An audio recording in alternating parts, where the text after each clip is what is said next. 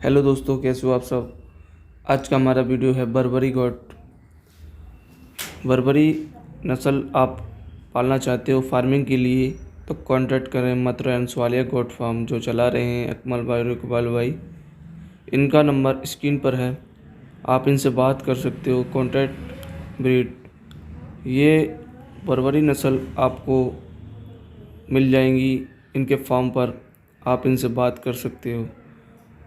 जैसा कि मैंने सरोई और सोजत के बारे में पहला वीडियो बनाया था, उसमें मैंने बोला बर्बरी के बारे में मैं बनाऊंगा वीडियो। ये बर्बरी नस्ल है, काफ़ी अच्छा ब्रीड है।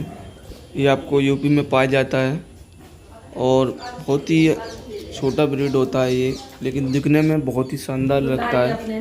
फार्म के लिए ये सबसे बेस्ट ब्रीड रहेगा।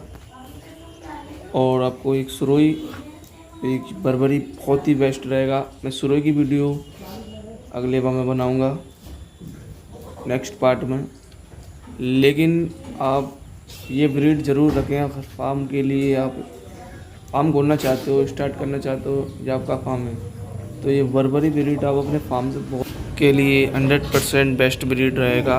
और जैसा कि आप इसको लेना चाहते हो, ब्रीड को ऑर्डर करना चाहते हो, जितने भी 20, 30, 40, 100 जितने भी आप, तो आप मथुरा एंड स्वालिया गोट फार्म पर कांटेक्ट कर सकते हो, बात कर सकते हो।